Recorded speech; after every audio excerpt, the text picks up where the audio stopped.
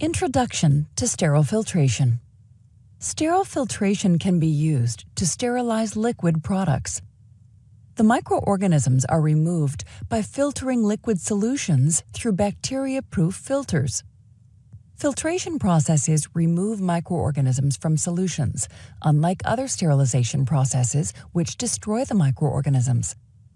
The filter must allow the solution to pass through and retain the microorganisms on the filter.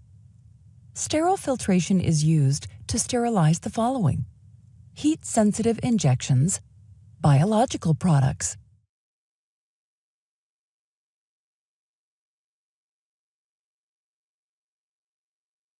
Filtration process continued. Solutions are usually filtered using a membrane filter of 0.2 to 0.22 microns in size. The solution is filtered through the sterilized filter unit.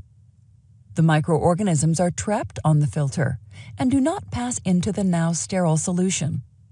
The sterile solution is filtered into pre-sterilized containers to prevent the reintroduction of microorganisms. The sterile containers are then sealed under aseptic conditions.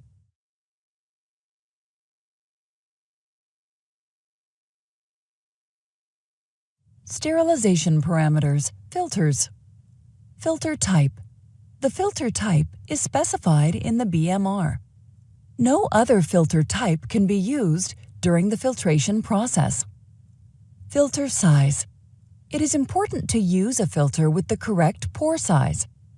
If the pore size is too large, then the microorganisms will not be retained on the filter and will pass into the solution. The solution will be classed as non-sterile. If the pore size is too small, then the solution containing the microorganisms will not be able to pass through the filter.